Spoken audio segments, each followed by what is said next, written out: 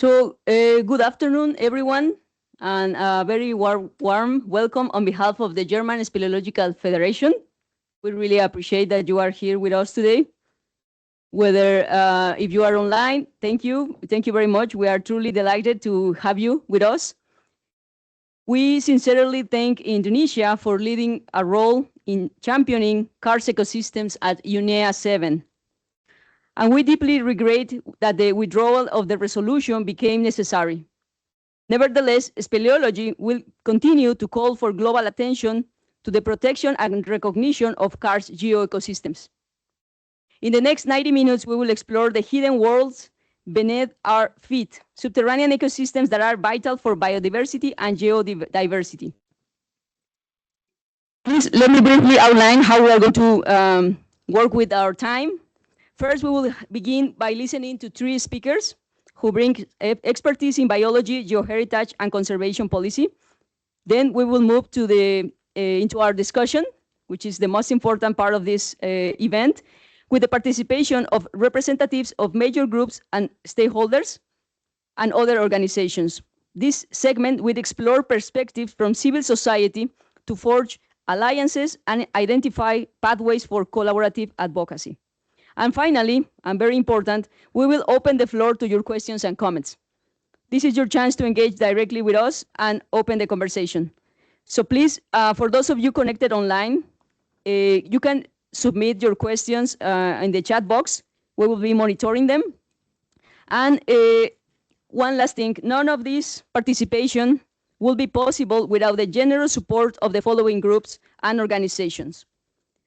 Thank you, British Caving Association, British Cave Research Association, the Committee of Conservation and Science for the National Speleological Society of the USA, the Italian Speleological Society, the European Environmental Bureau, Women Engaged for a Common Future, and the UNEP major groups, business and industry, indigenous peoples and their communities, NGOs, scientific and technological community, and women major group. Thank you all for your commitment to advancing this crucial dialogue.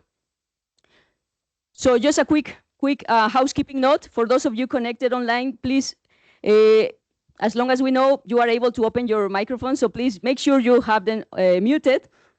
Unfortunately, we might not be able to open the microphones for you, so please, I remind you to post your questions directly in the chat box. And now, let's go to the first presentation. It is my great pleasure to introduce our first speaker, who will be setting the stage for us. Bärbel Vogel. She is the president of the German Speleological Federation, NGO major group contact point for the Indonesian resolution. She is also the secretary of the Cave and Karst Working Group within the IUCN World Commission on Protected Areas, a key part of the International Union for the Conservation of Nature, and also president of the Karst and Cave Protection Commission of the International Union of Speleology. Thank you, Bärbel. This is your floor. Dear ladies and gentlemen, distinguished guests, and friends of the underground. My name is Bärbel Vogel, and it is a great honor for me to address you today as president of the German Speleological Federation. I'm here to speak about Karst Geoecosystems, their unique beauty, their ecological importance, and the urgent need for their protection, with a special focus on biodiversity and geodiversity. Let's start with the big question. What is karst? The simple part of the answer is karst is a special kind of landscape formed from rocks that dissolves in water, like salt, gypsum or limestone. When water flows through these rocks, it creates cracks, caves and even underground rivers. And much more. As you can see on the map, karst landscapes are found nearly worldwide, covering 15% of the Earth's ice-free land. This makes karst relevant to all of us.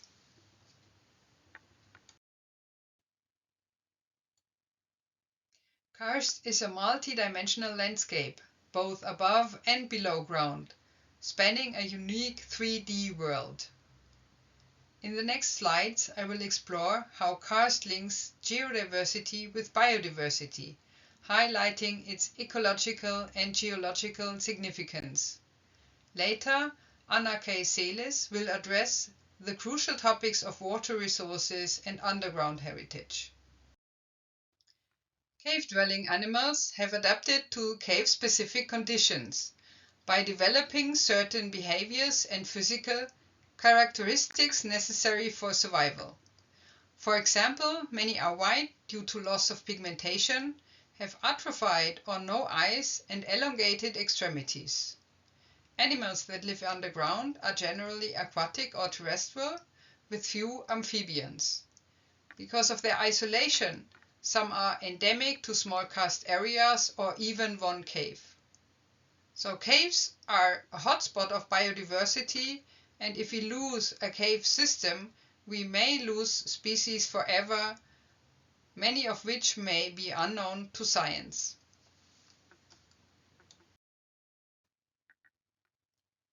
Karst is unique both above and below ground. Some of the most amazing places on Earth are karst areas, like the Halong Bay in Vietnam, the cenotes in Mexico, and the stone forest in China. Also, caves hold incredible beauty in stone. But in most countries, it is still legal to trade these natural treasures.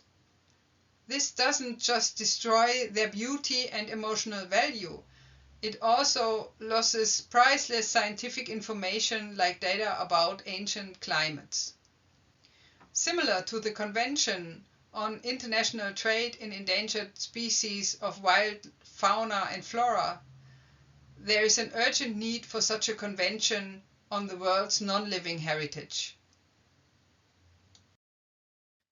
Caves have been and continue to be destroyed worldwide, mainly by quarries. Documentation is the exception, as speleologists generally do not have access. The documented cases for Germany alone are already very high, but this does not reflect the extent of the loss. However, hardly anyone knows that the origin site where the first Neanderthaler bones were found fell victim to limestone quarry in the 19th century. This beautiful valley you see on the picture does not exist anymore. Today, important caves are still threatened by mining, even in protected areas like the famous gypsum karst of Southharz in Germany. Climate change does not stop at the surface. It also affects the underground. Temperatures are rising in caves, and we do not know yet how cave animals are coping with this fact. What's already visible are melting glaciers with their glacier caves. The pictures show a fern ice cave in a German national park that melted from a large cave to a tiny remnant in just 7 years.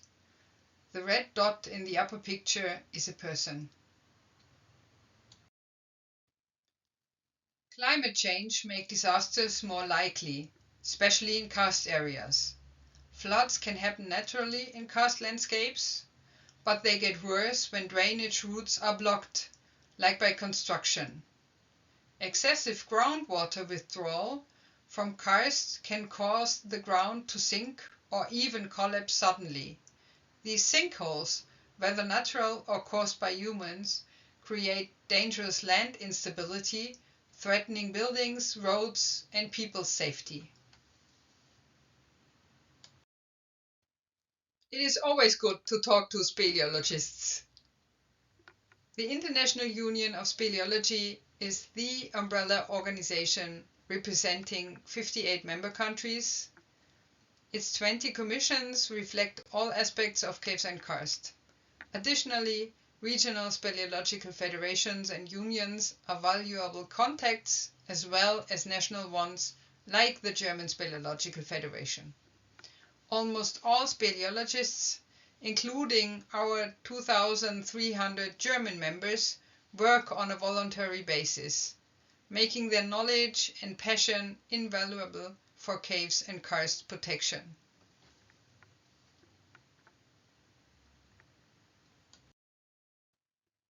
Last but not least, some references, which you will find at our website www.aware.org, like our engagement at the Geo7.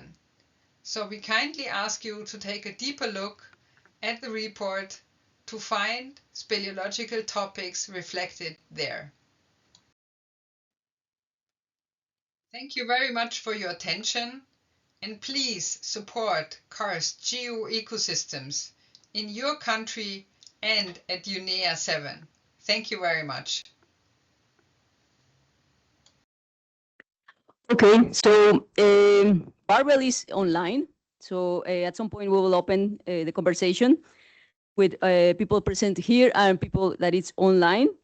So right now I would like to move to the next presentation. And we have been notified that some members of the panel need to leave earlier. So we are going to adapt a little bit. So I'm going to move forward to the next presentation, just because in those terms we can explain broadly what is Karst and how it's related with at least 4 different fields. And then we will move towards the panelists. So we can with Dr. Inge, the last presentation that is related with the Indonesian resolution, very important that we stay and discuss that. So if you can help me, thank you. So my name is Ana Celis. I am from Mexico, and I am the director of Karst Lab Mexico. Karst Lab Mexico is an NGO in Mexico, and I am co-chair of the German Speleological Federation Working Group on International Governance.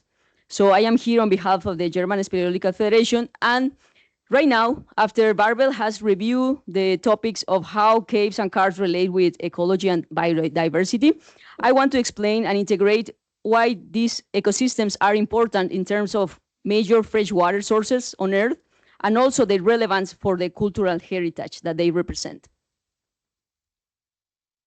So, according to a report of 2022 of the UN World Water Development Report, 2.5 billion people worldwide depend only on groundwater to satisfy their very basic water needs. If we consider water, drinking water, and water for agriculture, that becomes almost 50% dependent on groundwater. The important message here is that karst landscapes are highly linked to our groundwater resources on Earth. And globally, 10% of the world drinking water is that we rely on groundwater. So that's, if we are here drinking water, pretty much we are drinking water that comes from underground. Since on surface, in karst ecosystems, there's no running water, drainage occurs vertically with little or not at all filtration. So we call this like a direct injection systems. Moreover, contaminants can spread over large distances, harming people and subterranean species and ecosystems. Pollutants may also become trapped in karst ecosystems and then be released over time at springs.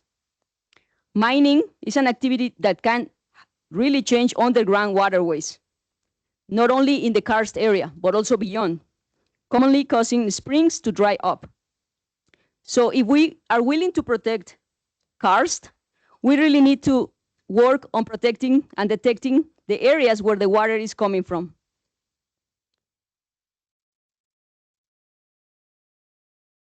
Karst Geoecosystems is a term that better expresses the network of interconnected habitats below the Earth's surface, including both water-saturated and air-filled environments.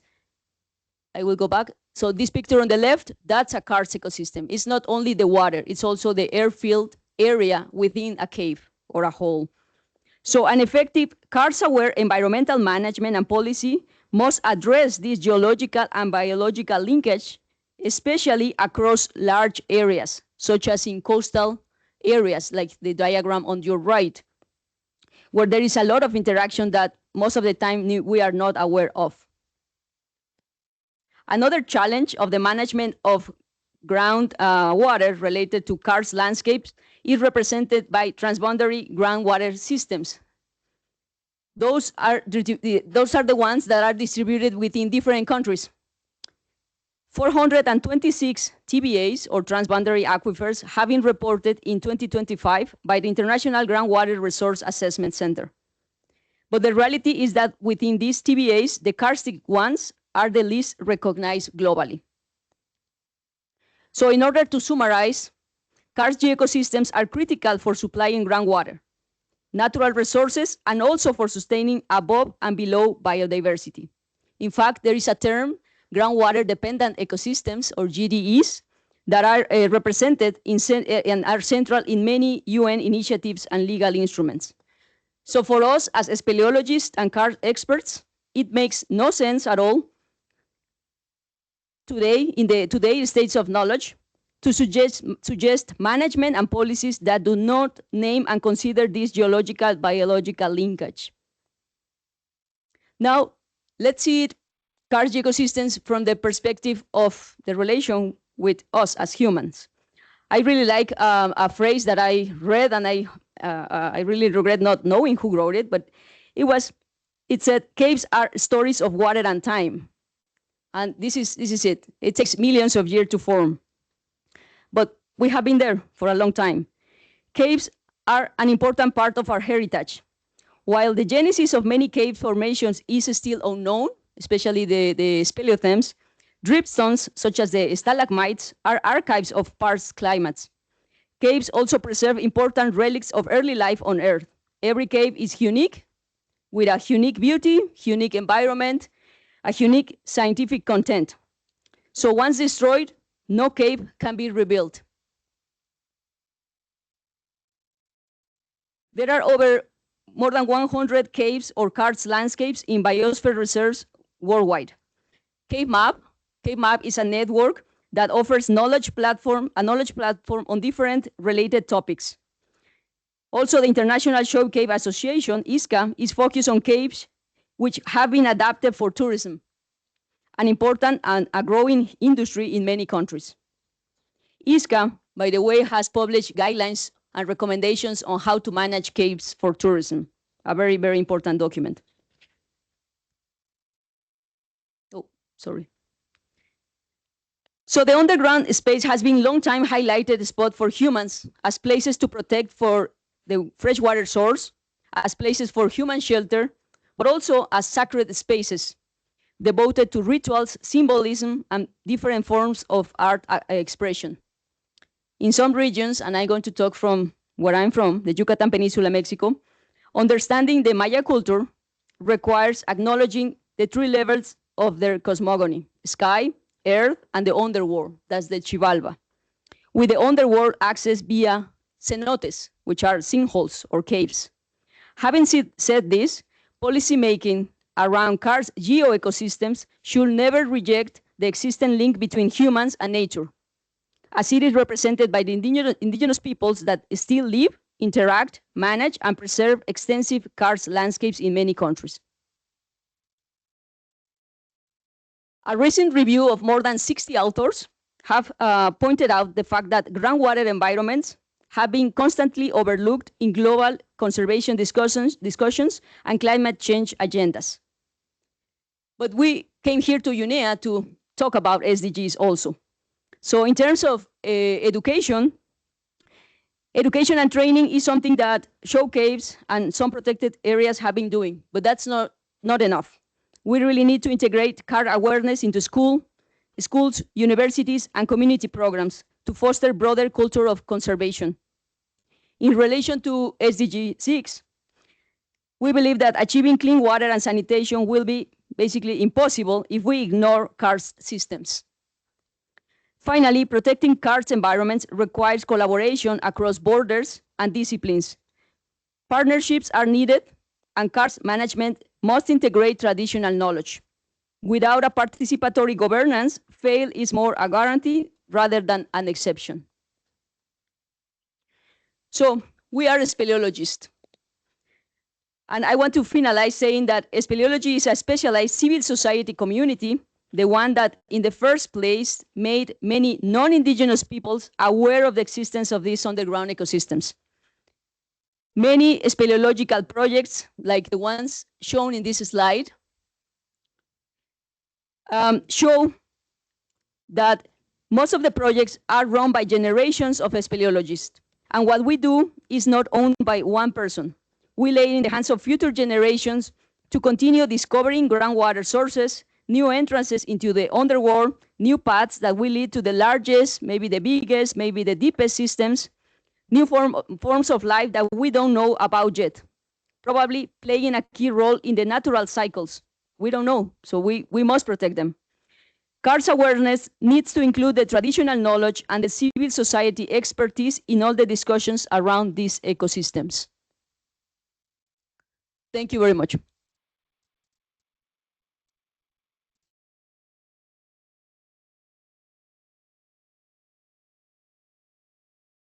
So in terms of time, I know Dr. Inge is online and is following us. And I would like to not leave very few space for that discussion because Indonesia did a really historical resolution for many people like the community of speleology, but also from other organizations and working groups. So I would like, just because I mentioned before, we have a time issue right now, I would like to move to the conversation with the panelists.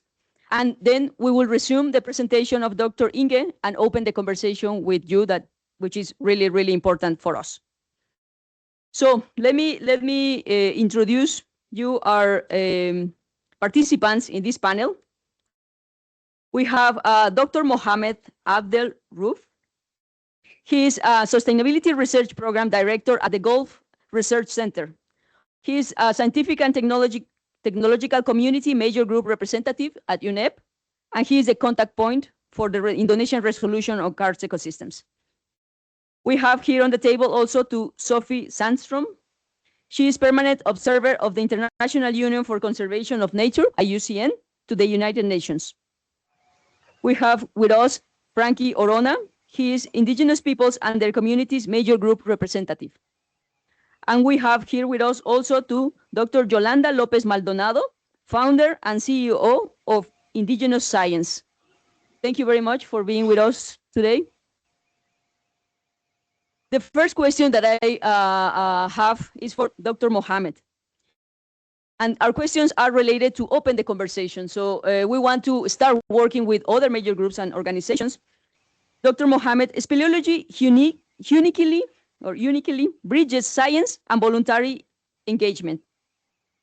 How do you think that speleological federations or organizations from the civil society could gain formal recognition and integration within scientific and political decision-making structures?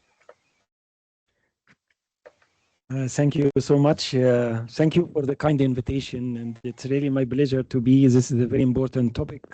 And I recall we never discussed such an issue in previous UNEAs. So it's an important topic, an important ecosystem. I will try to answer the question and also try to cover from the angle of science and technology measure group, what can we do, and also from environmental economics, which is my field. So I have a number of clear points, if you allow me. Yeah, of course, the organizations, not-for-profit organization, civil society organization working in Karst and cave system, they are not really a scientific organizations. They are like in the gray area between the civil society and the scientific research organizations. So I think they are doing a work which can be classified as a citizen science because they collect a lot of data. So we can classify them as part of the scientific community through the citizen science door, which is an important door because nobody else is doing these tasks of collecting data, analyzing data, protecting this unique ecosystem for various environmental benefits. So I think in order to gain a more official recognition of the work of Karst and Caves Civil Association, they need to work. Of course, the door for citizen science is quite good because it opens the door to have a lot of voluntary activities. But if you want more rigorous scientific, then you need to establish within this organization like a research department. and then you coordinate various scientific events. I mean really scientific events presenting analysis, data, and facts and figures. You publish your own research, you publish your own data. I mean, step by step, you can gain an official recognition as an official scientific organization, not only to be classified as a voluntary civil society activities, which is quite good because also it combines a lot of fields in the same area, including also you have to be physically fit and do some sport exercises because it's needed, even diving in caves and so on. So this is in order to do that. And I think for the time being, trying to seek classification under citizen science is the best way it will open door for next steps. I just want also to highlight some activities. Unfortunately, we in Science and Technology Measure Group have not touched upon that, but I think we can play an important role in Science and Technology Measure Group to be the bridge between civil society organization working in crust and caves and international environmental governance. So various, resolutions. It doesn't have to be a specific resolution, by the way, so we can promote this in any resolution related to water ecosystem, biodiversity, various activities through global environment outlook. Yeah, many opportunities in order to engage, and I think this is a role for science and technology to play. We haven't played that. We played that for other areas, but thank you for raising this issue and bringing this to our attention. So we will take this into consideration. We were supporting the citizen science since they joined here in 2017. And you can see now how strong citizen science. So maybe this will be a start for your activities as well. Because the science policy integration through Science and Technology Measure Group is very important. We also play an important role in stakeholder collaboration and education. We can also contribute in various events if you'd like to, I mean, in person or online later on during coming few years, reaching to UNEA-7.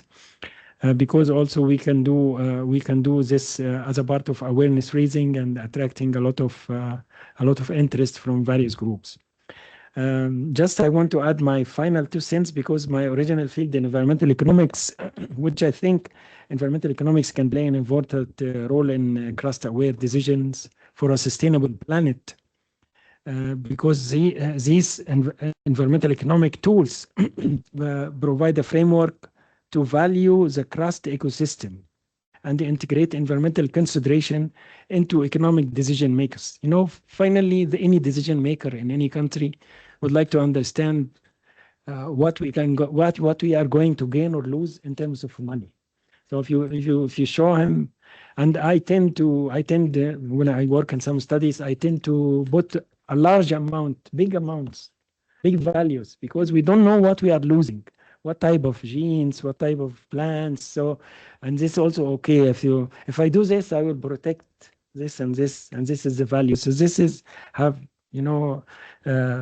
open eyes and attract attention of decision makers. And this can be done through various valuation different valuation techniques in economic system. We do it in biodiversity, so it can be done again in the same. But also including these valuations addresses the different market failures and externalities, because these negative externalities or hidden cost of different activities that are affecting the Karst system need to be shown to different decision makers, and this can finally bring different financial tools such as taxes, subsidies, payments, payment for ecosystem services. This will finally protect the system and guarantee, because people understand the language of money, frankly. I am sure we cannot evaluate it 100% correct, but at least we can do what we can. And most of these evaluations says this is to our best knowledge, this is the value, so and so. And if we lose it, this is the damage, so and so. With this, I close my talk. Thank you so much.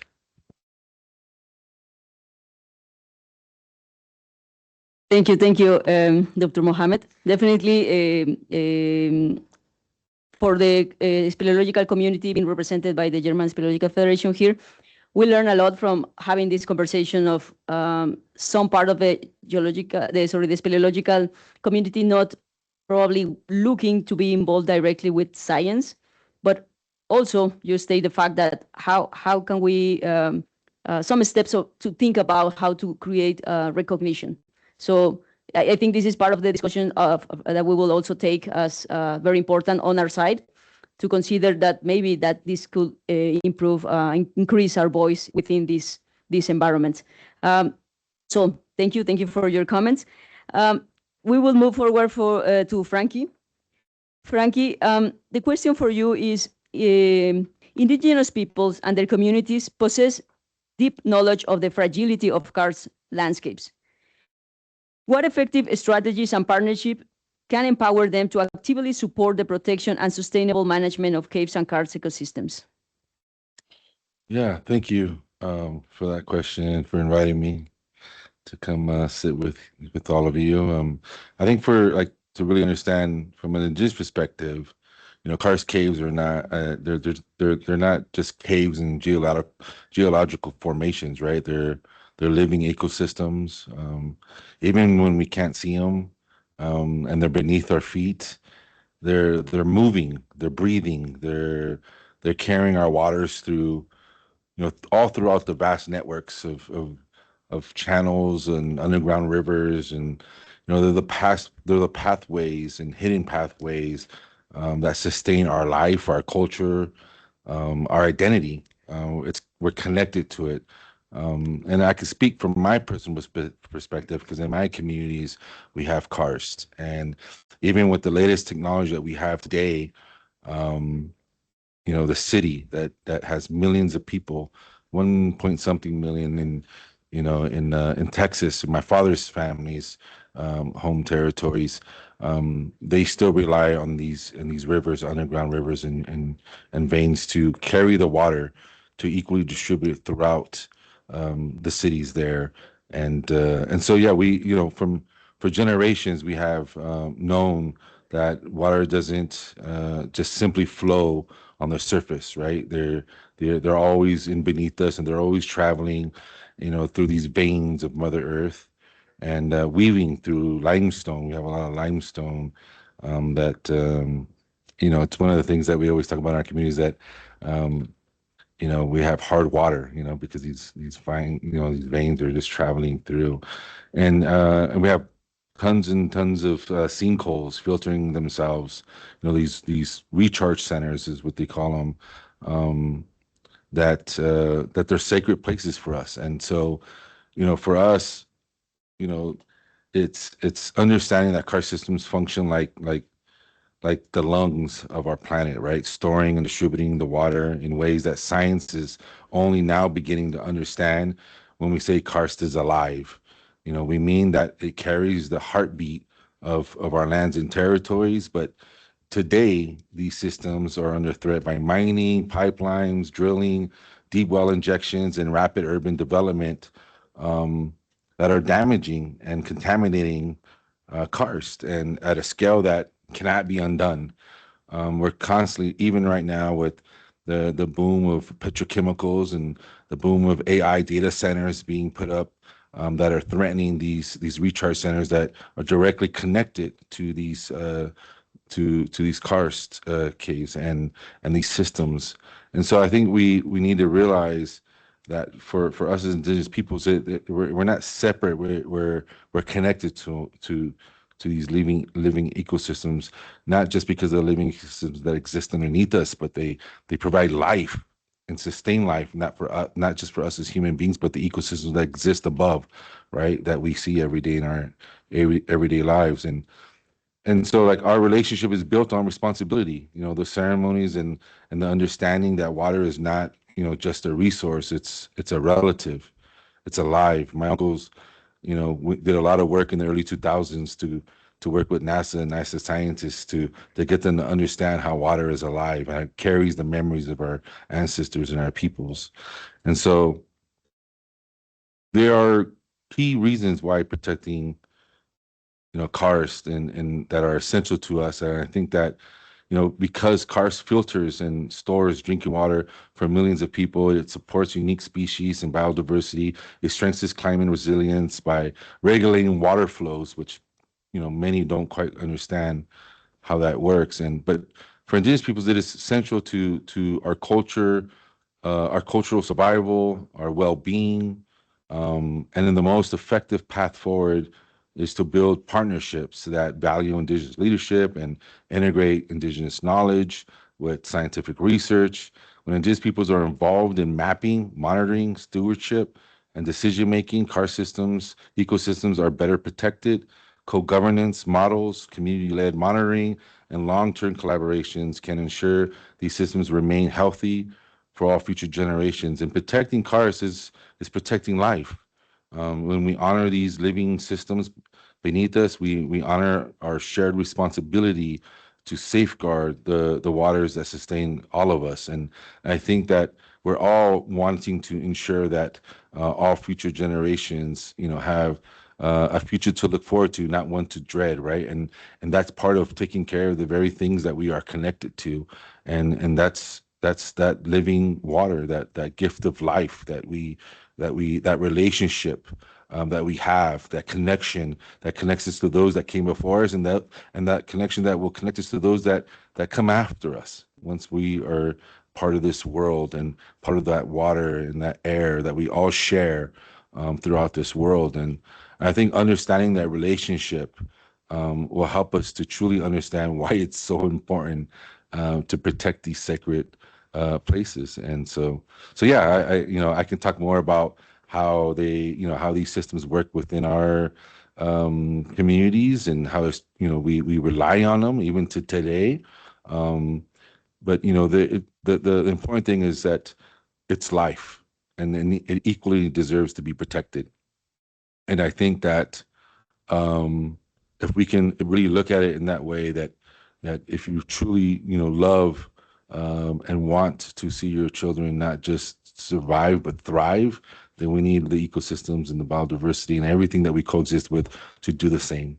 So yeah, thank you. Thank you, Frankie. Definitely, the perspective of indigenous people and the integration of traditional knowledge is something that also I, as part of the speleological community, consider that we are far away from understanding and integrating. So thank you very much from this perspective that we are trying to open the conversation into these topics by being here. So just before our two guests on my right side need to leave because they have an important meeting that was not planned. It's not rude. It's just it came out as UNEA is. So I would like to open to you that are here in the room. If you would like to have a question for either the representative of the indigenous peoples and their communities major group or the scientific and technological major group.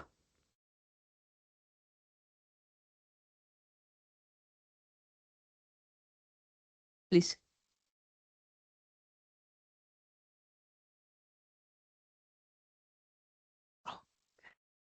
Thank you very much.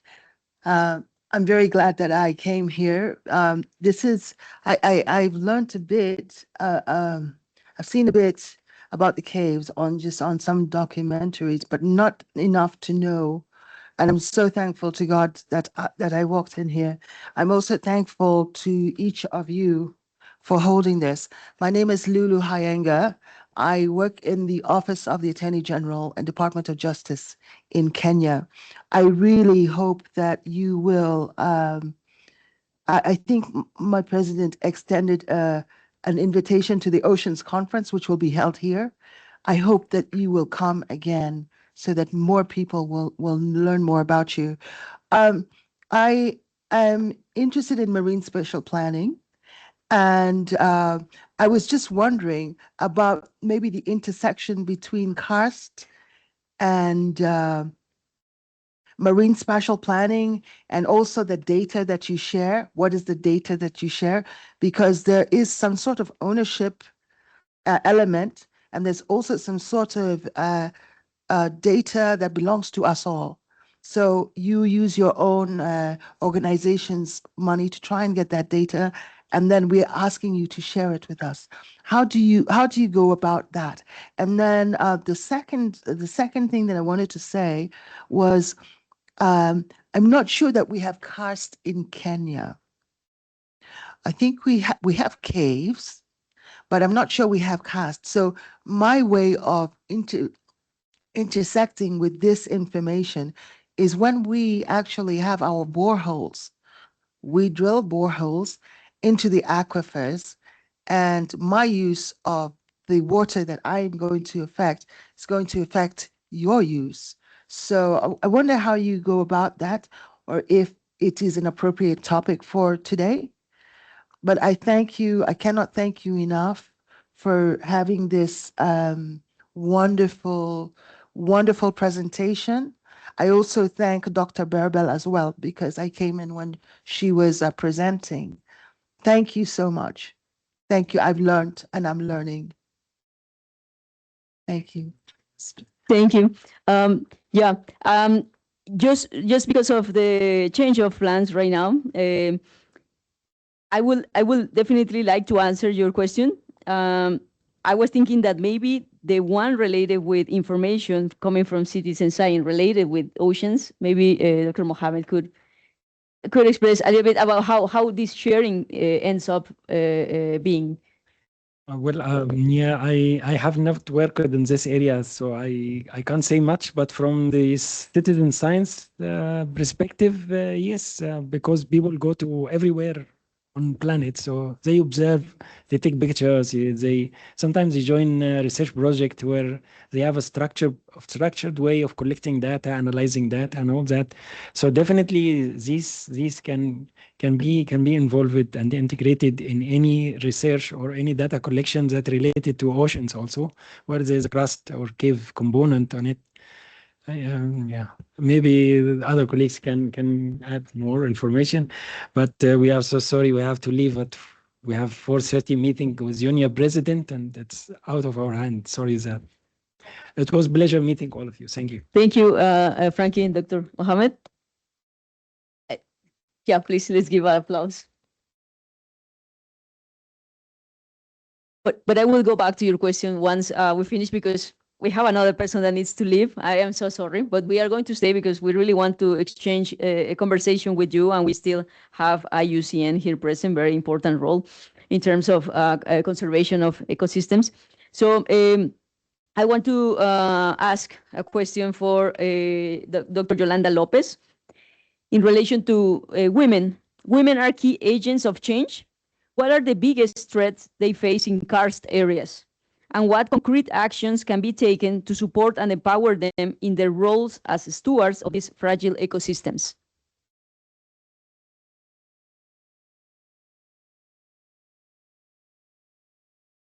Thank you very much, and apologies because I also have a meeting. I had to leave right after this intervention. First of all, I would like to mention that I'm here wearing different hats. First, I'm a member of an indigenous community. I'm also a scientist. I'm also a woman. So I can bring the three different perspectives to the table. And one thing I would like to add to your presentation, Anna, is that essentially karst ecosystems were and still are very crucial ecosystems for indigenous communities. Specifically, I'm talking about the Maya culture. I'm a Maya woman, and my research has been involved in modeling groundwater systems from an indigenous perspective, which means that we are developing water balance models, but with the support and the help of the communities, because they have the real knowledge of the landscape and the karst ecosystems. And it has been a really great experience for me to work on that. But one thing I noticed when we did this research was that there was a cultural and spiritual significance of groundwater for the communities, because those communities were sacred in the past, but those ecosystems were sacred in the past, but the caves and the groundwater systems were not sacred anymore. So for me, the question was, what was this change? Why people in the past consider entering a groundwater cave, a cenote in Mexico, something so sacred, and now they are contaminated, they are polluted, they are, a lot of vandalism. And a part of my work has been focusing on how we as a Mayan society, we change from considering cenotes and groundwater caves very important for our culture, and why we now we just don't care about it. I found a lot of very interesting results. But I want also to comment that one of the biggest problems, specifically for us as women, was that the contamination with pesticides. And I can give a lot of data. So, for example, when I was doing this research, we found high level of pesticide contamination in the water, and this was passed through bioaccumulation in samples of blood and breast milk of Maya women.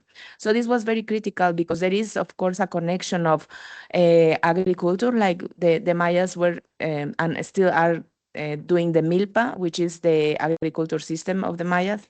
And this is there is a strong connection of agriculture, of water systems, of groundwater caves, of food systems, all of them interconnected. And contamination of groundwater caves or Karst ecosystems is critical to monitor, because it's through this channel in which all those chemicals are going through the water and the food. And we have now a real problem in terms of women having high levels of concentration of different substances which are very toxic. So my point here is that we cannot separate water systems from the Karst ecosystems. They are interconnected, and therefore they should be protected together. And one way to do that is to work alongside the communities, because they are the ones that have been monitoring those systems by observing and understanding natural phenomena, by adapting to those changes, and also by using their own science, their own ways of knowing, categorizing, monitoring, conserving how this world works. And that's the message I want to transmit.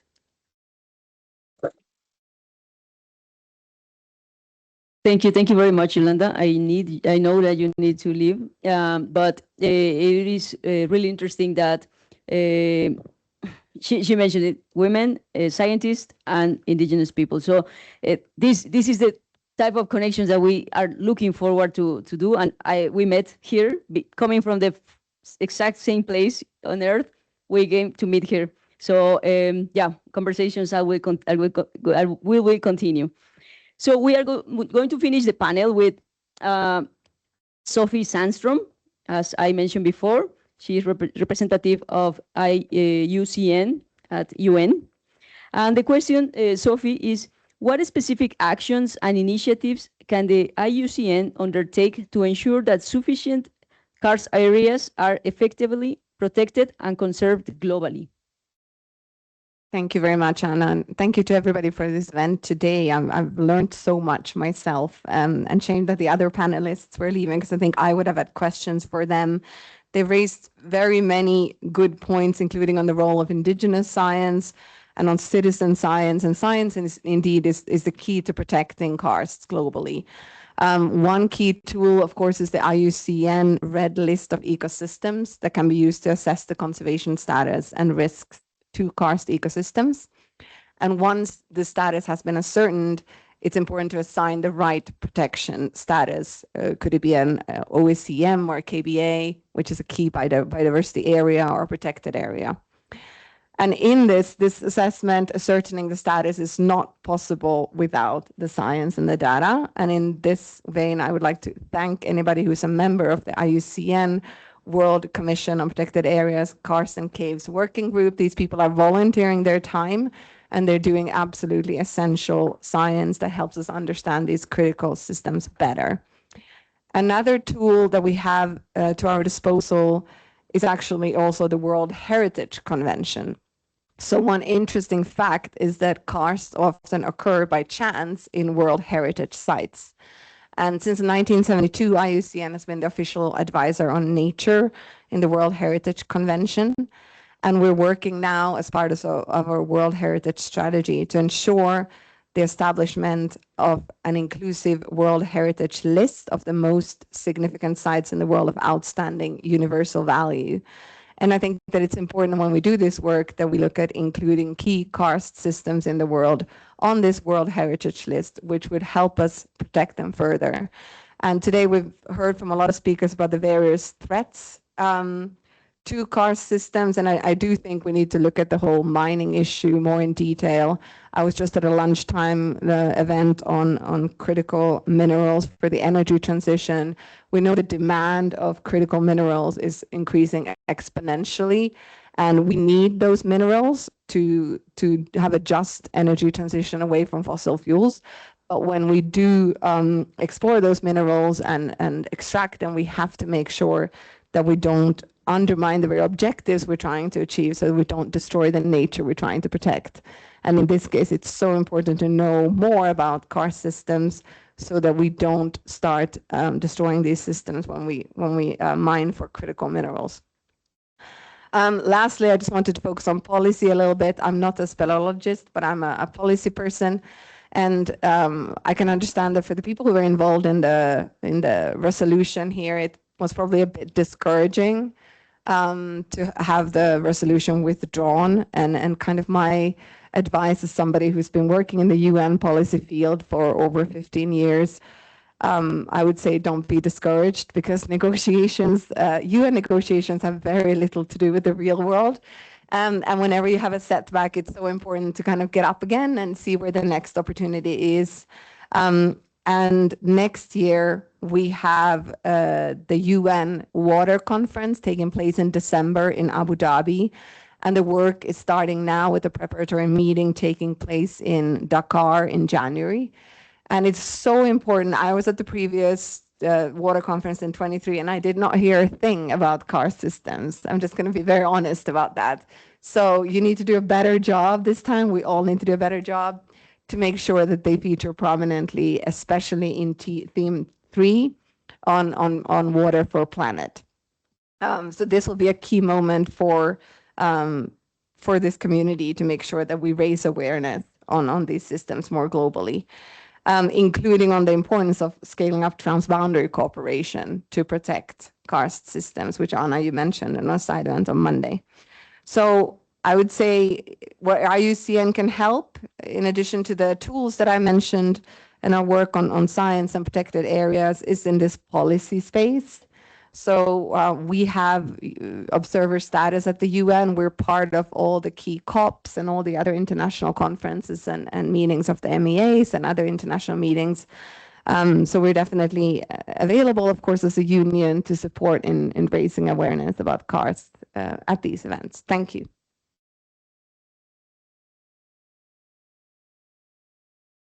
Thank you very much, Sophie. Definitely, this is another very important conversation that we are trying to address within the speleological community, the need to more participation within policy, because definitely karst is related with many topics that are already happening at the UN system, and we are on time, I would say, because we are starting. That's a good point. Being here and partnering with a country that did propose the first and very historical resolution regarding this. They are not giving up, that's for sure. We have talked to them, and we are going to come back stronger next 2 years. So now I would like, because now it's the moment to move towards the Indonesian resolution, because this is what brought us here in the first place. I know that, Sophie, also you have to leave at some point, so no worries about that. I would like to ask the technicians to play Dr. Inge presentation. Dr. Inge is the Director of Biodiversity Conservation in the Ministry of Environment in the Republic of Indonesia. Unfortunately, before the OECPR started, Dr. Inge notified us that she was more useful in her country because of meteorological problem. So being the Ministry of Environment, she had to stay there. But she sent her presentation and she's following us online in case there's a question at the end for her too. So she participated obviously in the foundation of this resolution. And she's obviously a great partner of all of us. She's a scientist, we are speleologists, but as you might have seen, there is a very important connection that we need to keep working stronger. Distinguished delegates, esteemed speakers, and all participants of this session, ladies and gentlemen, very good afternoon to all of you. I'm honored to be here with all of us as we address the critical issues of our precious ecosystems that are important to human well-being, particularly our water sources, biodiversity, and climate resilience. Those are our Karst ecosystem. Allow me to take a moment to extend a special appreciation to German Speleological Federation that confirmed this session and support to the global concern to highlight this type of ecosystem. We thank you to Ms. Bärbel Vogel for your kind support and other NGO community that has concern on Karst ecosystem. Now we are highlighting the importance of this ecosystem where we define it as Karst-Aware in any relevant policy or activities. Why Karst ecosystems? Their unique vulnerability and critical importance as a source of drinking water for a quarter of the world's population, significant carbon sinks and habitats for endemic species, and this ecosystem face significant threats from human activities and climate change. There are key concerns and threats to the Karst ecosystem. The primary concerns revolve around the extreme sensitivity of Karst landscape to external disturbances due to their inherent geological characteristics such as high permeability and direct surface-subsurface hydrological connections. Water contamination. The rapid transit of water through underground systems combined with a lack of natural filtrations makes aquifers highly susceptible to pollution from human activities like agriculture, urbanization, and industry. Habitat destruction and biodiversity loss. Karst areas provide specialized habitats for a diverse array of species. Deforestation, land use changes, and limestone mining directly destroy these habitats, leading to a loss of unique biodiversity. Geomorphic hazards, human activities like quarrying, road construction, and the disruption of natural drainage patterns can lead to increased geomorphic hazards, most commonly sinkhole formation. An impact on carbon cycle, Karst landscapes play a vital role in the global carbon cycles as important carbon sinks. Degradation of these ecosystems can impair their ability to absorb and store carbon dioxide, exacerbating global warming. Lack of knowledge. A significant challenge is the lack of public and managerial understanding. The Karst is a complex, interconnected ecosystem, often leading to inappropriate land use decisions that cause unintended damage. Indonesia is a country that has quite extensive and numerous karst areas. The karst ecosystem in Indonesia is a unique landscape of water-soluble limestone, covering a vast area, 15.4 million hectares, from Aceh to Papua, rich in caves, underground rivers, clean springs, and endemic flora and fauna such as bats, but threatened by mining, cement development, and land conversion, thus requiring conservation through a green economy approach and public awareness to maintain its vital function as a water source and carbon sink. According to region-wide research in 2000, Indonesia, already known as the largest karst area protecting country in Southeast Asia, where the country contributes to 52% of the total karst protected area in the region. Furthermore, the country protects the largest number of karst areas, that is 44, and protects the largest area of karst, which is 22,000 square kilometers in the region. However, the karst protected areas only represent 15% of the available karst areas in the country. Hence, to increase this number progressively and to recover the damaged parts of the area should always be encouraged. This requires a continuous increase in karst area recognition and the local community's acceptance. We still have rooms for improvement exists for karst ecosystem conservation in Indonesia, starting with the karst ecosystem delineation, inverting the possibility of proposing protection areas, conflicts handling, karst ecosystem acknowledgement for climate change, karst ecosystem degradation standards on national level, clarification of essential ecosystem area existence, implementation of protection area, and inversion of nature reserve areas and other specific areas to UNESCO Global Geopark, which may apply the block system. Global response and management efforts we would like to have. The increasing pressure on karst resources has prompted global research and the development of sustainability strategies. First, ecocentric management. There is a growing trend in research and policy to shift from an anthropocentric or human-centered to an ecocentric or ecosystem-centered approach to management, emphasizing ecological preservation and ethical coexistence with nature, and hopefully also give economic benefit. Conservation initiatives, global initiatives, including the designation of UNESCO Global Geoparks, aim to conserve this landscape while balancing economic development and ecological preservation. Policy and regulation, experts emphasize the need for strong policies, regulation, and land use planning to mitigate the impacts of illegal activities, including mining and urbanization. Research and monitoring. The scientific community is actively researching the drivers of change in karst environments, including climate change and human impacts, to develop effective stability models and restoration programs. I think that's all I can share. I hope this collaboration can be realized and provide benefits. I thank you.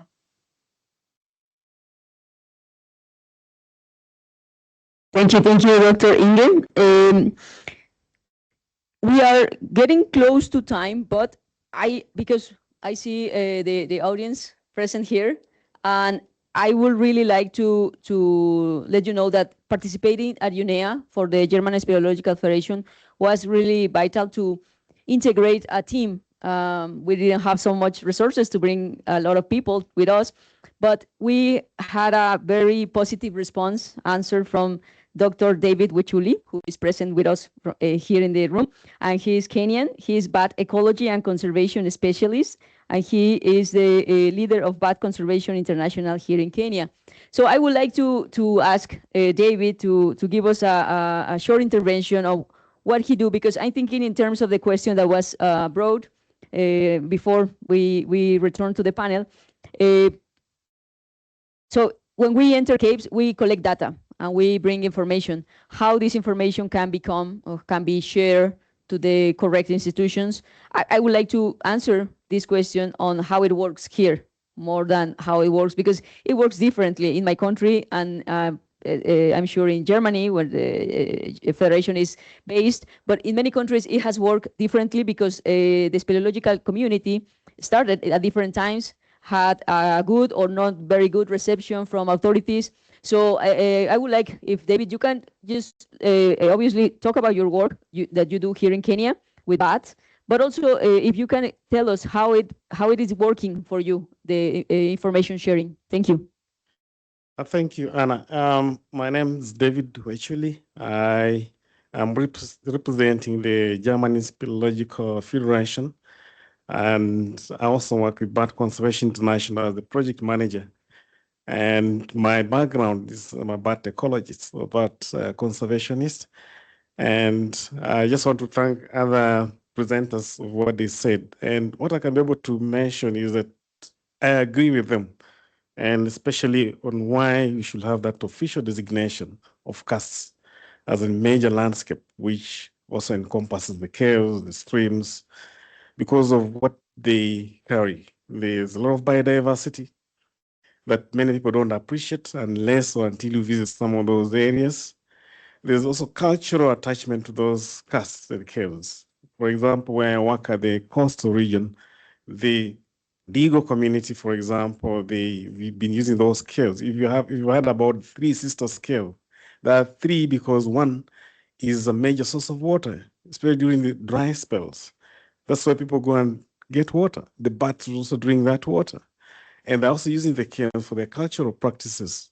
And one, because the Kayas have their cultural practices, they have to pray or perform other rituals which are important for the community. And apart from bat conservation, because we want to do research, we also want to learn about the viruses from the bats. We want to document the species diversity. We also want to understand what the bats are feeding. But at the same time, we want to protect even the habitat around those caves. And one of the intervention has been we document or we recognize that area as a heritage site. Actually, Dr. Janet, I'm happy to tell you that we are following a due process with National Museums of Kenya to gazette the Kayas, the Fikirini area at Shimoni. We are just in the process. I hope we can have a conversation about it because we want it to be done as soon as possible. Actually, we hope that we'll be able to do this before the end of this year. And two, designating some of these cave areas as key biodiversity areas. We've already submitted a proposal for the Mount Suswa Caves because the Mount Suswa Caves host one of the vulnerable species and under IUCN Red List. And we just submitted with my colleagues, Professor Paul of Masai Mara University, and other colleagues from the US who are representing the Small Mammal Committee at the IUCN. We just submitted a proposal to designate the Mount Suswa Conservancy as a key biodiversity area. The next step, next year, we want also to designate the Fikirini site at the coast as a key biodiversity area because there's one endangered bat species, which is the only endemic at the coastal caves in Kenya and also Tanzania. So caves are very important, just like the Karsts, because one of the cultural heritage that the indigenous people, the local communities are attached to those areas. And they're also very important for scientific research.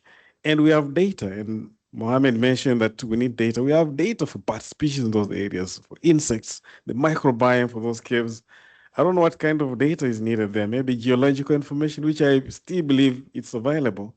And that should not deprive us to say, let's have good policies that can enable these areas to be recognized as important areas in whatever policies that the UN would like us to do. I don't know what exactly they want us to do, but you have all this information documented. If you just check caves in Kenya, in Tanzania, where we've worked, in Rwanda, you'll find all this information about biodiversity. And one last thing I want to mention, I think I've mentioned all that I wanted to say about why caves are important. We can talk about the bats as important, the component of focal species that I study, the role of bats, why bats are important in ecosystem, food dispersal, seed dispersal, pollination, control of insect pests, but also for ecotourism. But at the same time, we also want to make sure that there are no threats to these caves or the ecosystems, because any disturbance to the caves will be able to drive away bats from the caves.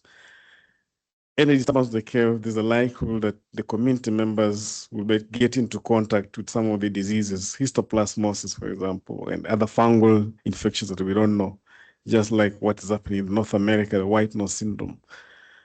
Getting into contact with bats without any precautions, you can get many viruses. Bats carry several viruses. They don't get sick, but when you interact with them, you can easily get the viruses. And we're also providing guidelines on guano harvesting. If you know what guano is, the feces from bats, which can be harvested for what?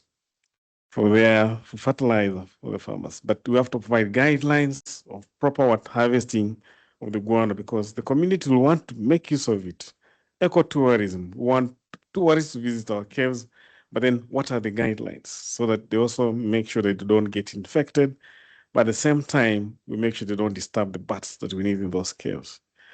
So in summary is we would like to make sure that the caves, the Karsts, also recognize that they are very, very important areas in science and also in our social lives, and also, of course, our livelihoods as well, because the community members that live that have lived in those areas for hundreds, if not thousands of years, and they still benefit out of those landscape or karst landscapes. Thank you.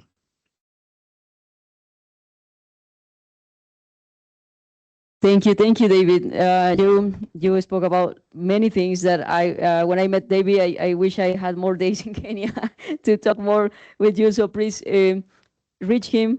He has more information about Kenya than us, but that's the point of also spreading the word, because we get to connect with people that is specialized in areas that might not call themselves speleologists, but they recognize the importance of these underground spaces. And that's exactly what we were pursuing coming here. So I think we have one more question, if it's one question from you, from the audience here. I know that online our team is taking care of them, answering. So we could go on and move to one question if there's anybody here would like to have. Yes, please. Yeah, thank you very much for having this session right now. I will start with my name. I'm Odinga Isaiah Abur.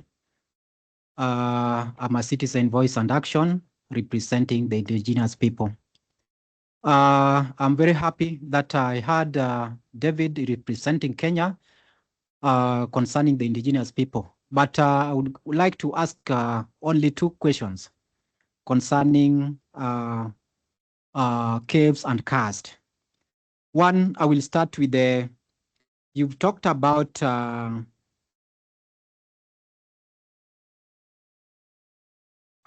cultural knowledge. Protecting a sacred and cultural knowledge. Our knowledge of caves is either spiritual and sacred in integrated IKS. How will you process and ensure robust protocols to protect sensitive cultural information from misappropriation of or public disclosure? That is my first question. Then two, which is very, very much important, because it's being decided up and not being dissolved to the indigenous people, representing governance and karst management of 10, led by geology or water agencies, excluding indigenous voices.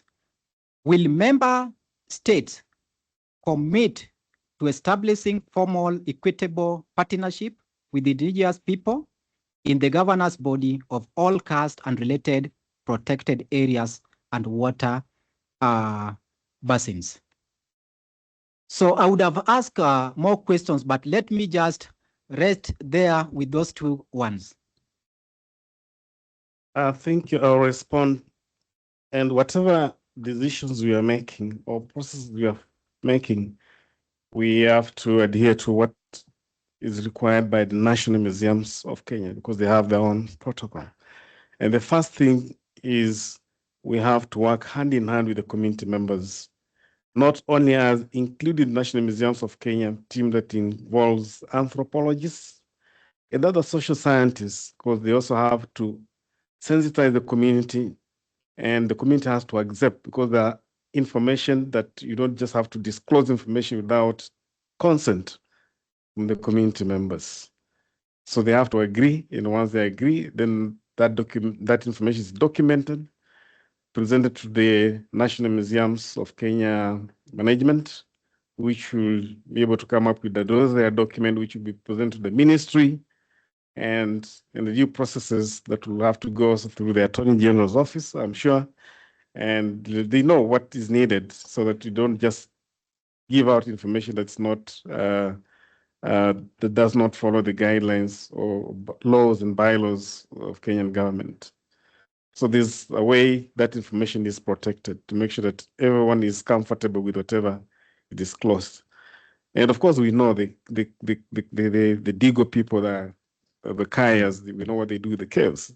The cultural practices, that's not hidden. I visit them sometimes, they even allow me. I pay the fees they want for me just to observe what they're doing. I don't think there's anything that you can hide. If you really wanted to know what they're doing, just follow a due process, they'll allow you. But what we are doing is, it will be, we have to follow due processes from the Kenyan government's guidelines.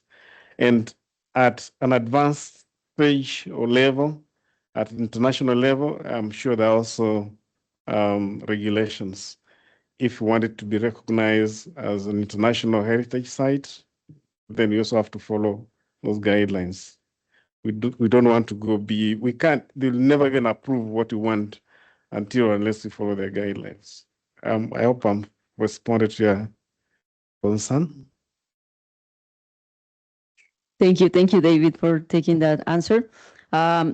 We are already over time. I would like to just say that we thank you very much for being here today. We know that this was the first time that Karst Ecosystems were mentioned at UNEA. So the fact that you are here today listening to us is really important, at least from us, even with the resolution not being withdrawn.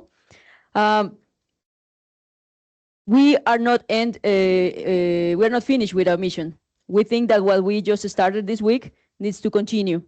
So I will kindly ask you to, in the table and the outside, we have cards. And if you don't find, I can give you. In the cards, in the presentation cards, we have a QR code that takes you to a website that a team of people created before coming to UNEA in order to disseminate what is Karst, because we knew this was something not very familiar to many people. So that's why we are really happy to be here today and having you here in the room. So if you can spread this message, if you can talk about this with everybody. I mean, we are really trying to make more people aware that something exists beneath us, that life is beneath us, and it's connected with what we are actually seeing here on the surface. So we have our website, we have the Facebook, we have Instagram. Right now we have a Karst-Aware campaign in social media. If you are active in social media, you can help us.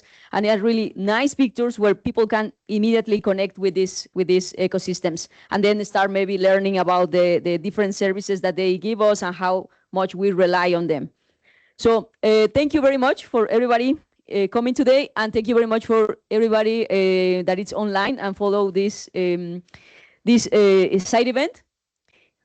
We are going to continue, and we appreciate your presence here today. Thank you.